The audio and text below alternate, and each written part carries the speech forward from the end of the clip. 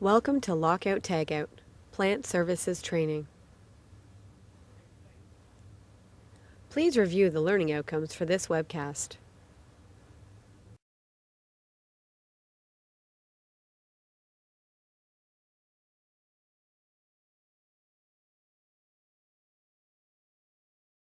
Hi, my name is Jeff Stover, Supervisor of Facility Services with the York Region District School Board. Today we're going to be performing some maintenance on this air handling unit. In order to do that, I need to be able to shut the unit down. Before shutting the unit down, I need to let the office staff and everybody else know in case it affects program.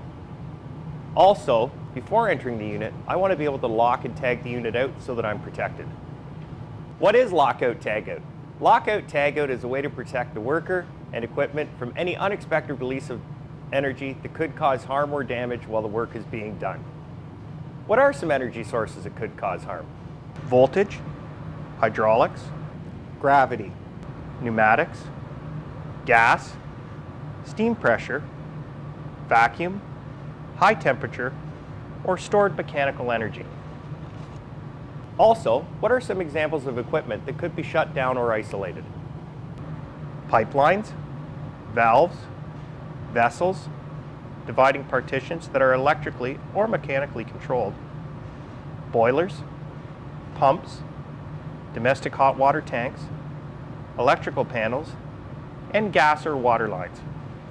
Now that we've identified the hazards on this piece of equipment that we're going to be working on, we need to be able to lock it out. Since I'm the one performing the work on this piece of equipment, I'm going to be the one applying the lock to it. Locks are available on the lockout tagout board and should only ever be used for lockout tagout purposes. Those locks are specific with one key and one key only. Those locks should never be used to lock your garbage bins or your personal lockers or anything else around the building. If a lock should ever go missing or have to be cut, new locks can be obtained by contacting your supervisor of facility services. Now follow me, let's go down to the caretaker's office and get a lock and a tag. We've just come down from the mechanical room and we're now located in the caretaker's office here at Silver Stream Public School. This is a typical lockout tagout board for an elementary school. A lockout tagout board in a secondary school is usually much larger because of more pieces of equipment. You'll notice on the lockout tagout board there's tags that have to be filled out for the piece of equipment that you're working on.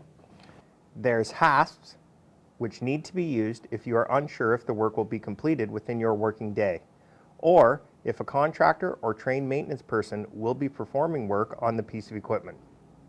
You'll notice that the locks are hanging on the boards with the keys in the locks. The keys are not to be stored in a separate area such as the drawer in the caretaker's office or in a filing cabinet.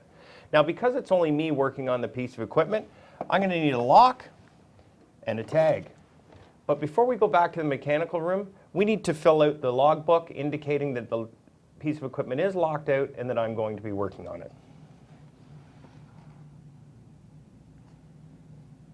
We've just returned to the mechanical room from the caretaker's office, and as you can see, we've brought our lock and tag with us.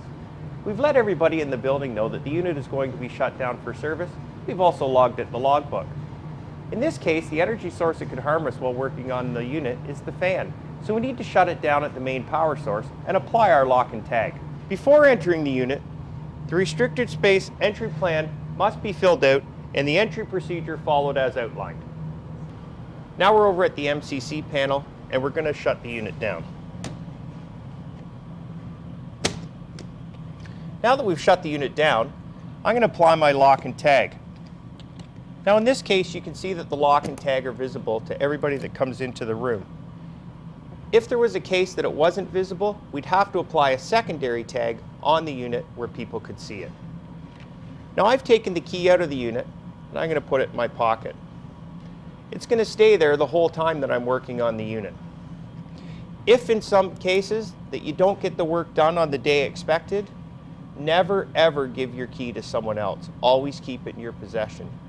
Now, if there wasn't a caretaker here at the end of your shift to apply his or her lock onto the unit so that you could take yours off, you'd take the key home with you. Some important points to remember.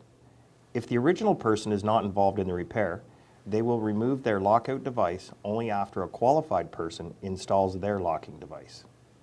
If the original person is not on site and cannot be reached, the person performing service will contact their supervisor. No person shall remove another person's lockout device except with permission from the person who applied the lock.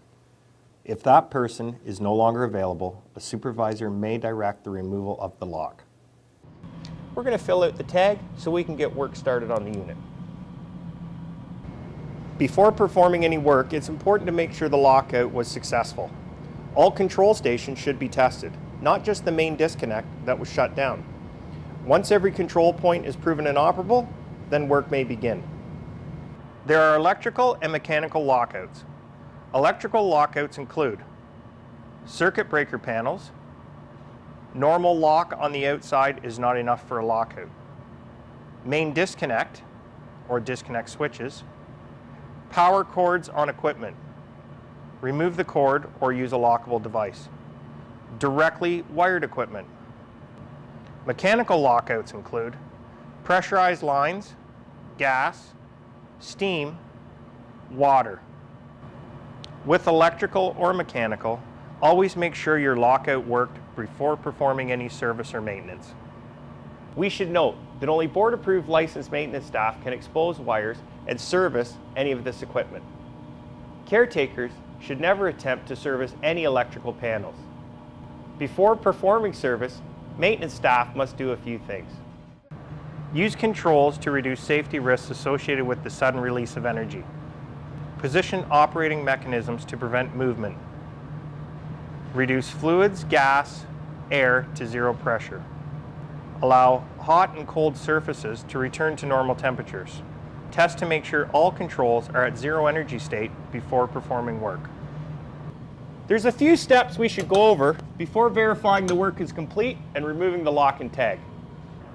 Check the work area to make sure all tools and materials have been removed.